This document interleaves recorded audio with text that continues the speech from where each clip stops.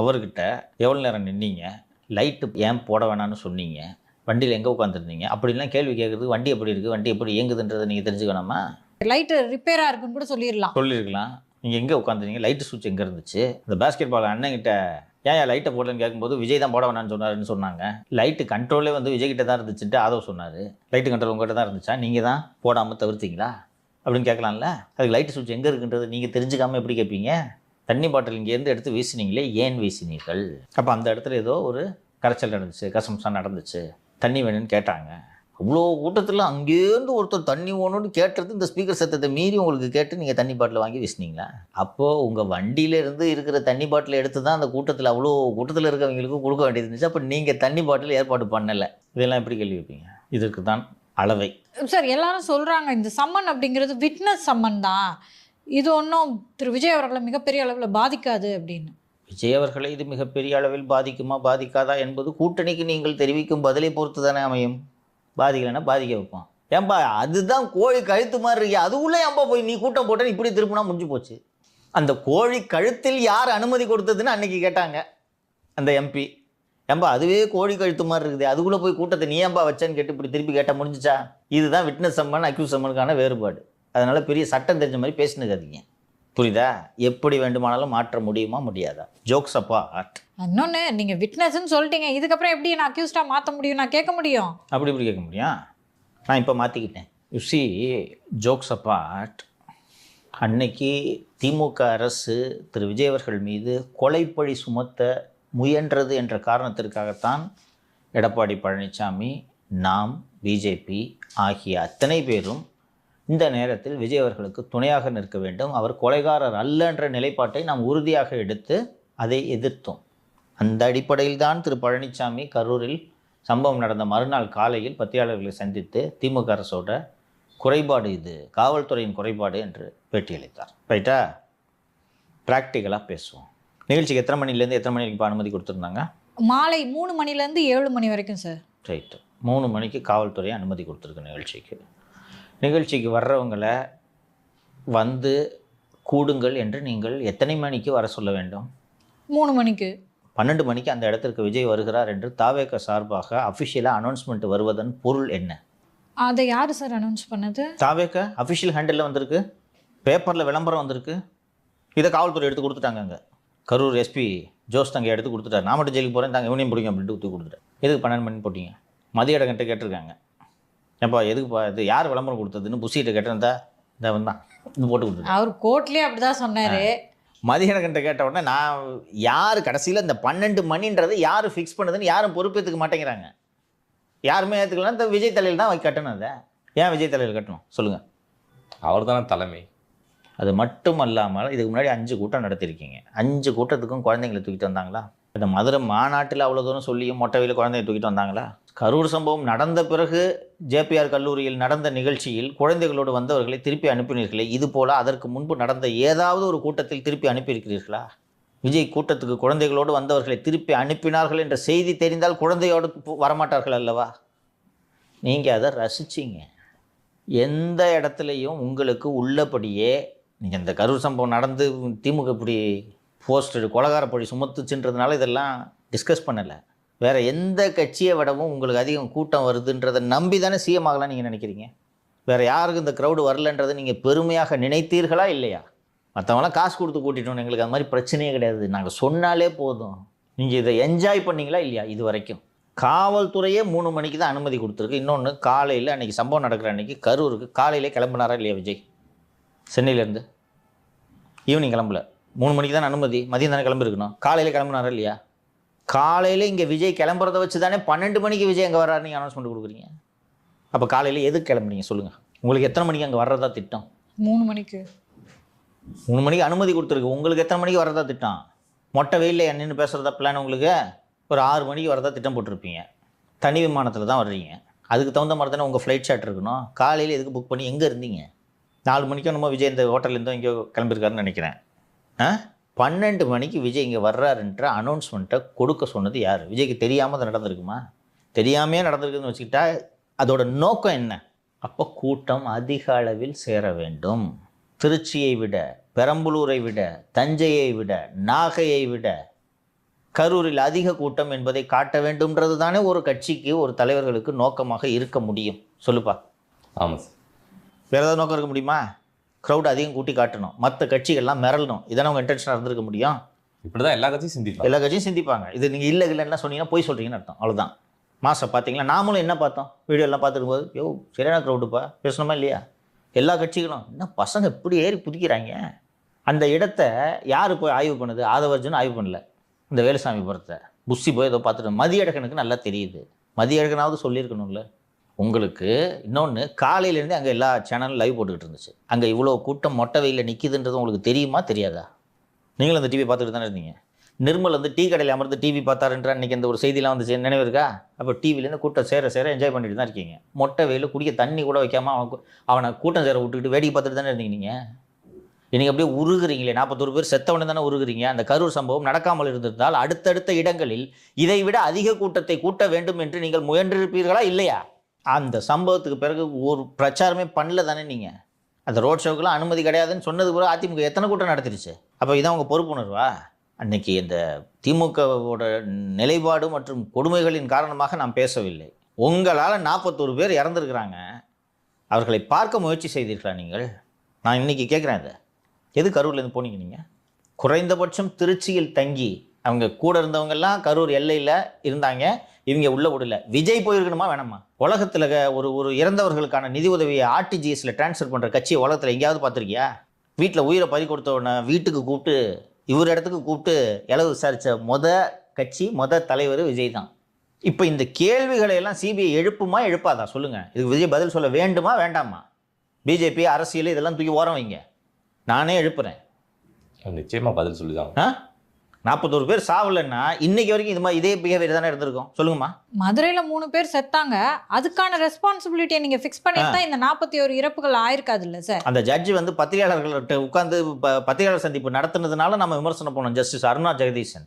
ஆனால் அவங்க கேட்ட கேள்விக்கு சரிதானே, லைட்டை ஏன்பா போடல, பார்த்தா அப்படியே திரும்பி போயிருப்பாங்களே சொன்னாங்களே, சரிதானே? அது கரூர் மக்களே அதை கேட்டாங்க. சரிதானே? அது நீங்கள் ஆற்றும் அந்த வீர உரையை கேட்பதற்காக யாரும் வரவில்லை. எல்லாரும் டிவியில் பார்த்துக்குவான். அவ்வளோ தூரம் அந்த நெருக்கடியில் அச்சு புச்சின்னு வருது. ஒரு வாட்டி பக்கத்தில் விஜய் பார்த்துடணும் இல்லையா? அதை லைட்டை போட்டால் என்ன கேடு உங்களுக்கு? போலீஸ் யோக்கியமாக நடந்துக்குச்சுன்னு நான் சொல்ல மாட்டேன், சொல்ல போகிறதில்ல. போலீஸ் அப்படி நடந்து கொள்ளவும் இல்லை. தொல்லை தான் கொடுப்பான். இன்னொன்று, உங்களோட ஒரிஜினல் திட்டப்படியே கரூர் உங்களோட பட்டியலில் இல்லையே. எதுக்கு மாற்றினீங்க? திமுக ஒரு மாநாடு நடத்தியிருக்கு, அதிமுக ஒரு பிரச்சார கூட்டத்தை நடத்திடுச்சு. அண்ணே அடுத்து நம்ம கெத்த காட்டுவோம். அவங்க என்னென்ன கூட்டம், க்ரௌடு. செந்தில் பாலாஜி திமுகவுக்கு கூட்டிய கூட்டத்தை விட, எம்ஆர் விஜயபாஸ்கர் அதிமுகவுக்கு கூட்டிய கூட்டத்தை விட நம்ம வைப்பு சும்மா கும்முன்னு இருக்கணும்னு சொல்லிட்டு தானே 12 மணிக்கு விஜய் வராரு நீங்கள் போட்டிங்க. சொல்லுங்கள், உங்களுக்கு தெரியும் நீங்கள் எத்தனை மணிக்கு அங்கே போக போகிறீங்கிறது உங்களுக்கு நல்லா தெரியும். 12 மணிக்கு விஜய் வராருன்னா அறிவிப்பு வந்ததுக்கான நோக்கம் திமுக அதிமுகவோட கூட்டத்தை அதிகம் காட்டணுன்றதா இல்லையா? பட் ஒரு அரசியல் கட்சினா அது அவங்களோட நோக்கமாக இருக்கிறது ஒன்றும் தவறு இல்லை சார். நான் தவறு சொல்ல. அப்போ அதற்கான ஏற்பாடுகளை நீங்கள் தானே செய்ய வேண்டும் என்கிறேன். இன்னைக்கு நீங்கள் நல்ல நோக்கத்தில் பண்ணீங்க, எங்களுக்கு நாங்கள் பெரிய கெத்த காட்டணும்னு சொல்கிறீங்க, அது தப்பு இல்லைன்ட்டு மாலத்தி சொல்கிறாங்க. That is right. நீங்கள் கெத்த காட்டுறதுல கேப்பில் 41 பேர் செத்துட்டாங்க, அதுக்கு பொறுப்பேற்றுங்கன்னு நான் சொல்கிறேன். இப்போ பதில் சொல்லுங்கள். இன்னொன்று, அந்த ரிக்வஸ்ட் லெட்டரில் 10,000 பேர்னு தான் அவங்க போட்டிருக்காங்க. இதை தமிழக அரசு வாதிடும் போது சொன்னார்கள், நினைவு இருக்கா? 10,000 பேர் தான் வர்றாங்கன்னா விஜய் நைட்டு 9 மணிக்கு வருவார்னு நீங்கள் சொல்லியிருக்கணும். 9 மணிக்கு விஜய் வருவார் நைட்டு 9 மணிக்குன்னு சொன்னோன்னா 7 மணிலேருந்து கூட்டம் சேர ஆரம்பிக்கும். வந்து 7 மணிக்கு நீங்கள் வந்துட்டு பட்டன் பேசிட்டு போயிருந்துருக்கலாம். ஆனால் நினைத்து பார்க்க முடியாத கூட்டம் கூட வேண்டும் என்று உங்களது எண்ணம். மெயினாக உங்களோட நோக்கம் வந்து அங்கே இந்த டிஎம்கே ஏடிஎம்கே விட நாங்கள் கெத்து புது கட்சின்னு எங்களுக்கு சொல்கிறீங்க. கூட்டத்தை பார்த்தல, இதான் உங்கள் நோக்கம் கரெக்டா? அந்த இடத்துல கூட்டம் அலமோதணும்னு நினச்சி தான் நீங்கள் கடைசி வரைக்கும் லைட்டை போடல. உங்கள் எதிரியோட கோட்டை ஏற்கனவே பேசியிருக்கோம், அதனால நான் மீண்டும் நினைவுபடுத்த விரும்புகிறேன். அங்கே உங்கள் எதிரி இந்த மாதிரி தொல்லையை கொடுக்காமல் இருந்தால் தாங்க வியப்பு. இந்த கேள்விகளை சிபிஐ கேட்டுத்தானே ஆக வேண்டும். நீங்கள் சூப்பர் ஸ்டார்ன்றதுக்காக விட்டுருவாங்களா உங்களை?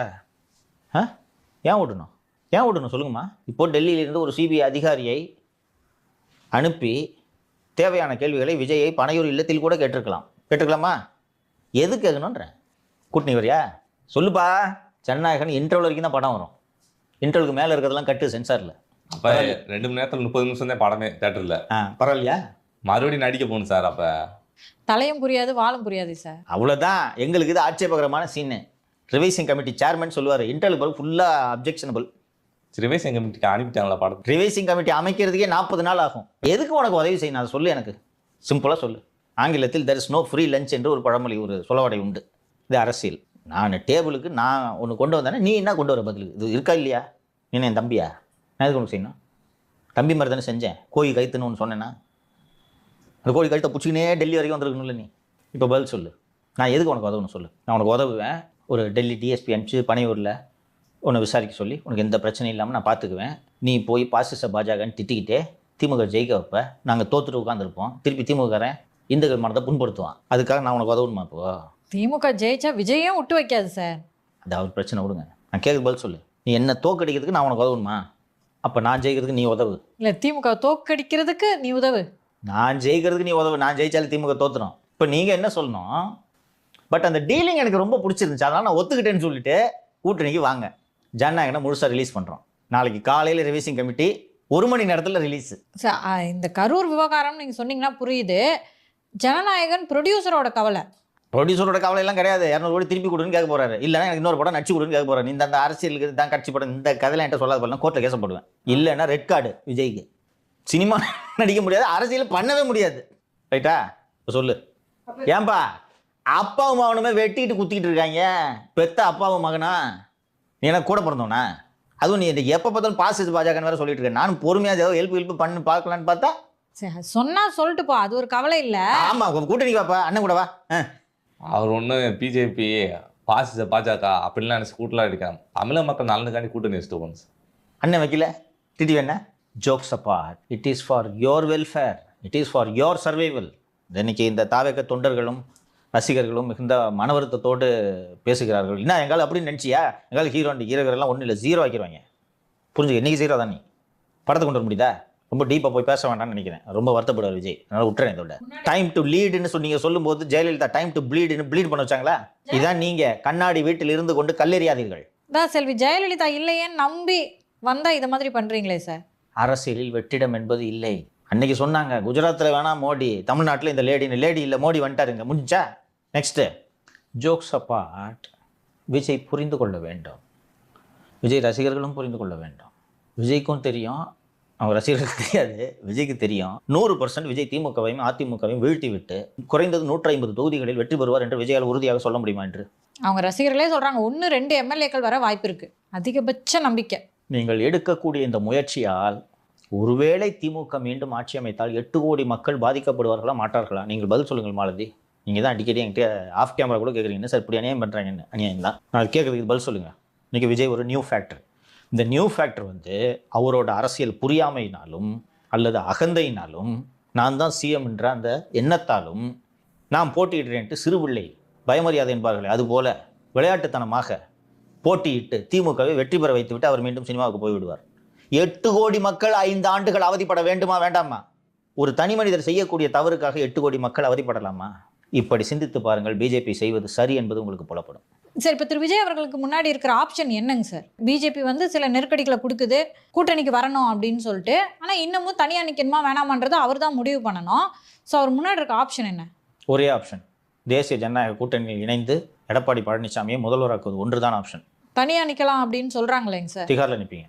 இது உங்களோட யூகமா? This is how BJP will behave அப்படின்றது நேற்று துஷார் மேத்தா இந்த படத்திற்காக வந்தபோதே முடிவு செய்து விட்டேன். டெல்லி லிக்கர் பாலிசி கேஸில் ஊழல் நடந்திருக்கானா? நடந்திருக்கு. பணம் பரிமாறப்பட்டிருக்கிறதா என்றால் பரிமாறப்பட்டிருக்கிறது. அரவிந்த் கெஜ்ரிவாலை தண்டிப்பதற்கு ஆதாரங்கள் இருக்கிறதா என்றால் இல்லை. சரியா? அவர் தான் துட்டு வாங்கியிருக்காரு. ஆனால் ஆதாரம் இல்லைன்றதுக்காக ஒருத்தர் பிடிச்சி ஜெயிலில் போட முடியுமா? முடியாது. நம்ம சட்டத்தில் இடம் இருக்கா? செஞ்சாங்களா? சட்டப்பேரவை தேர்தல் பிரச்சாரம் நடக்கக்கூடிய நேரத்தில் செய்தார்களா? கடந்த 6 மாதங்களாக அரவிந்த் கெஜ்ரிவாலை பற்றி நீங்கள் ஊடகங்களில் படித்த செய்தி என்ன? ஒன்றுமே இல்லை. எங்கே போனார்? இல்லை, ஒருவேளை அப்படி கைது பண்ணாங்கன்னா அது விஜய்க்கு தானே சார் லாபமாக இருக்கும். லாபம்? அந்த லாபத்தை நீ 31 தானே அறுவடை பண்ண போகிற? அறுவடை பண்ணு லாபம். இப்போது நேற்று பராசக்தி படத்தில் பார்த்தது போல் விஜய் கைது செய்தவுடன் அவர்கள் ரசிகர்கள் எல்லாம் தீக்குளிப்பார்களா? வாட்ஸ்அப் குரூப் போட்டு ஓட்டாங்க, ஞாபகம் இருக்கா? கைது பண்ணிட்டாங்க, திகாரில் வச்சுட்டாங்க. கரெக்டாக ஏப்ரல் ஃபர்ஸ்ட் வீக்கில் தேர்தலா? மார்ச் 30 அரெஸ்ட் பண்ணிடுறாங்க. பிரச்சாரம் பண்ண முடியாது. 234 சின்னம். சும்மாவே பிரச்சாரம் பண்ண மாட்டார். நல்லதுன்னு நினைப்பார். நல்ல வேலை பிரச்சாரத்துக்கு தான் கூப்பிட்டுருப்பாங்க. தூக்கி உள்ள வச்சிட்டாங்க. எலெக்ஷன் முடிஞ்சு 10 நாள் ரிசல்ட்லாம் வந்த பிறகு விஜய் ரிலீஸ் பண்ணுறாங்க. என்ன பண்ணுவீங்க? நேற்று பாரதிய